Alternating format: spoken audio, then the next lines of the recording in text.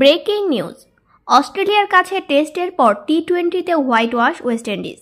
বিস্তারিত দেখুন পুরো ভিডিওতে। দর্শক, অস্ট্রেলিয়ার বিপক্ষে টেস্টের পর টি-20 সিরিজেও কোনো দিক দিয়েই পেরে উঠল না ওয়েস্ট ইন্ডিজ। ঘরের মাঠে 3 ম্যাচের টেস্ট সিরিজ 3-0 ব্যবধানে হেরেছিল ক্যারিবীয়রা। আজ টি-20 সিরিজের পঞ্চম ম্যাচ 3 উইকেটে হেরে এই সিরিজেও 5-0 ব্যবধানে হারের লজ্জা পেয়েছে ওয়েস্ট ইন্ডিজ।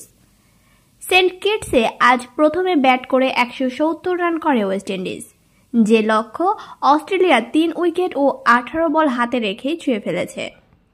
এই সফরে টেস্ট ও টি-20 সিরিজ মিলিয়ে অস্ট্রেলিয়া ও ওয়েস্ট ইন্ডিজের ব্যবধান 8-0। একই মাঠে আগের 2 ম্যাচে ওয়েস্ট ইন্ডিজ আগে ব্যাট করে 214 ও 205 রান করেও জিততে পারেনি। আজ শেষ ম্যাচে প্রথমে ব্যাট করে দলটি মাত্র 170 রান করতে পারে। টসে হেরে ব্যাটিং করতে নেমে শুরু থেকে নিয়মিত বিরতিতে উইকেট হারায় ক্যারিবীয়রা। এক প্রান্ত আগলে রেখে 50-র দেখা পেয়েছেন শিমরন হেটমেয়ার। 31 বলে 52 রানের ইনিংস খেলেন হেটমেয়ার। এছাড়া শেরফান রাদারফোর্ড 17 বলে 35 রানের ক্যামিও উপহার দেন।